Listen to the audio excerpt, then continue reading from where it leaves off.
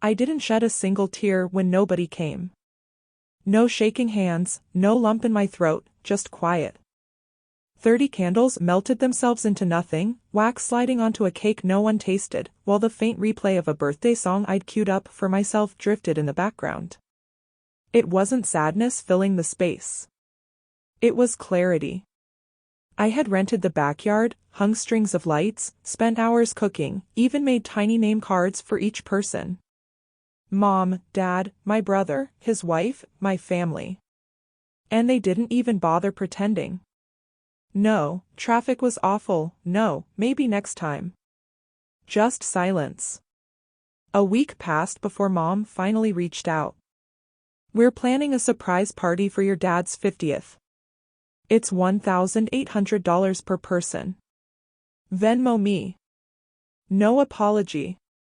No mention of my birthday. Just a demand. So I sent her $1. Memo, congratulations. Then I changed the locks, blocked all their numbers, deleted the family group chat like cutting the final thread holding a failing bridge. 2 days later, the police knocked. Ma'am, your parents requested a welfare check. The younger officer looked unsure, soft-eyed. The older one scanned my porch like he expected a crime scene. I smiled. You're welcome to look around. Though the only people missing are the ones who disappeared from my life. They exchanged a glance. I handed them my phone. You can read the messages yourself. When they left, the air in the house felt heavier, not from fear, but from confirmation. My parents weren't checking on me. They were checking their grip. That's when I decided to return the favor. Growing up, I was the dependable one. The good daughter. The one who remembered birthdays, paid back every loan, scrubbed dishes after family dinners while they laughed in the other room. But in my family, kindness was treated like weakness, and silence was its own kind of shield. I learned early that affection came with invoices. When I hit 30, it finally clicked. They didn't see me, they saw what I could do for them. The daughter who drove Dad home when he drank too much. The one who quietly paid off Mom's credit card mistakes. So I stopped. Stopped picking up calls. Stopped lending. Stopped explaining. But cutting them off wasn't enough. People like my parents only notice loss when it inconveniences them. A week after the police visit, I put my plan into motion. I called the restaurant hosting Dad's 50th, a luxury estate 2 towns over with chandeliers and valet parking. I pretended to be my mother, calm and composed.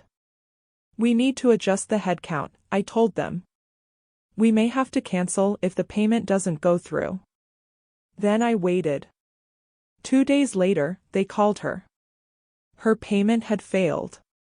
Her precious, bragged about credit card had been maxed out for months. She panicked, I know, because my brother texted. Mom says the restaurant's being difficult.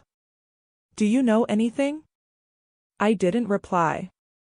Instead, I emailed the venue myself, this time under my real name, saying I was the financial coordinator for the event and needed confirmation of the final bill. That's when I learned she put everything under my name. Typical. So I did what any sensible daughter would. I canceled the entire event and politely, professionally, citing fraudulent use of my identity. Included the proof. The deposit was refunded straight into my account, since that's where the card traced back. $7,200. I didn't spend it. I just left it there, quiet, undeniable evidence. 3 days later, Mom called from a number I didn't recognize. Her voice wobbling between rage and sugary sweetness. Sweetheart, there's been a mistake. There's been a correction, I said. Your party used my name, my money, and my patience. All of which you've exhausted. You can't do this to your father. I nearly laughed. He did it first. Click. The following weekend, I had another party. Just me, my dog, a bottle of wine, and silence, the kind that doesn't sting anymore. I didn't send invitations. I didn't need to. Around midnight, headlights swept across my yard. Same car. Same faces. My parents.